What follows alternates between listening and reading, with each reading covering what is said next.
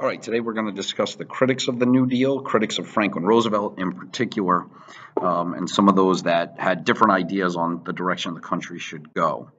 Um, First was the American Liberty League. They believed that the New Deal violated a lot of rights of individuals as well as property rights. There's a lot of different laws out there dealing with what's called public domain. Basically, if the state government or local government needs property, they can essentially force somebody tell somebody they have to sell that property to them. And some things in the New Deal made that happen.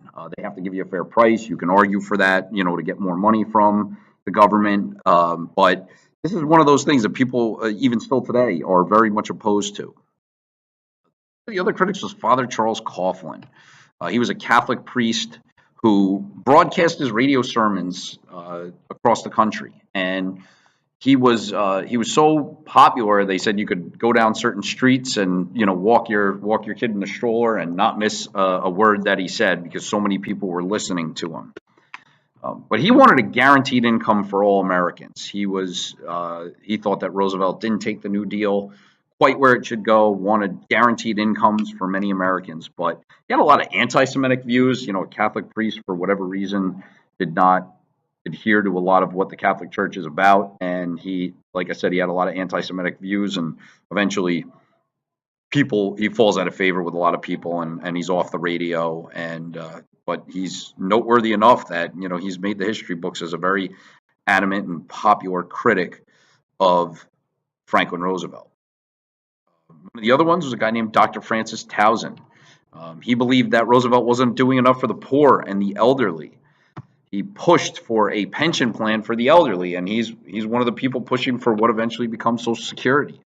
The elderly support for Roosevelt, though, faded as a result of this. Roosevelt sees a dip in the numbers of elderly people voting for him, perhaps why in his second term he decides to push forth with Social Security to get those votes back.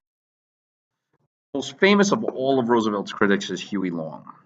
Huey Long's nickname was the Louisiana Kingfish, and Long was a very powerful speaker, somebody that believed in his own power to do good. He was a governor as well as a senator from Louisiana. He ran the state. He also represented Louisiana as a United States senator.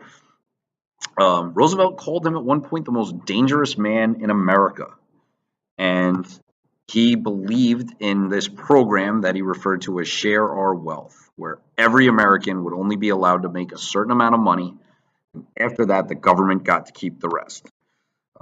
Not exactly embracing our capitalist roots, and this was, Huey Long would make a lot of enemies. If you opposed him, he made you pay for it. He had a lot, but he did a lot of good things for people. Got a lot of good books for the school children and built bridges and infrastructure in Louisiana and did a lot of things that people liked. But he ruled very, very with a very, very heavy fist, and ruled as much as he could like a king rather than like an elected official in a democratic process like we have.